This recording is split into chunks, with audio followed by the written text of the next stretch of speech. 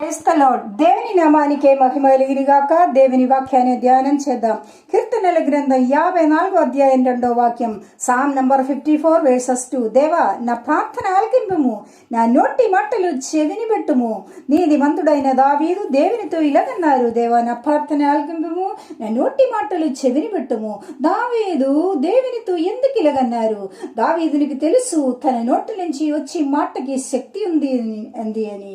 కీర్తనల గ్రంథం 39:1 వాక్యములో, నా నాలుకతో పాపము చేయకున్నట్టు నా మార్గములను జాగ్రత్తగా చూచుకుంటేను, భక్తిహీనులు నా ఎదుట ఉన్నప్పుడు నా నోటికి చిక్కము ఉంచుకుందని అనుకుంటేనే. దేవుని బిడ్డ యొక్క నాలుకకి శక్తి ఉంది, అలాగనే మన మాటల్లో శక్తి ఉన్నది. మనము ఆలోచించి మాట్లాడలేకపోతే చాలా సమస్యలు రావచ్చు. కొన్నిసార్లు మనము ముందు మరియు తర్వాత చూడలేవు. ఈ మాటల ద్వారా మనము అనేక సమస్యలకు గురి అయిపోతుంది.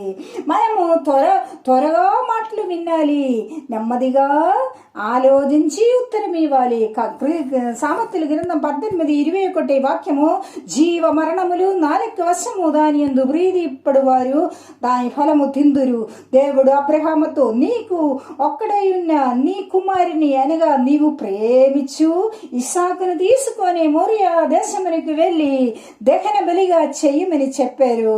అబ్రహాము తన పరివారితో, మీరు గాడిదతో ఇక్కడే ఉండుడి, నేను ఈ చిన్నవాడను అక్కడికి వెళ్ళి దేవునికి మ్రోకి మరలా మీ యొద్దకి వచ్చదను అని చెప్పాను.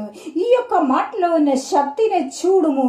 ఈ యొక్క శక్తి గల మాటల ద్వారా దేవుడు అబ్రహామునికి ఇస్సాకును తిరిగి ఇవ్వలేదా? ఇచ్చారు.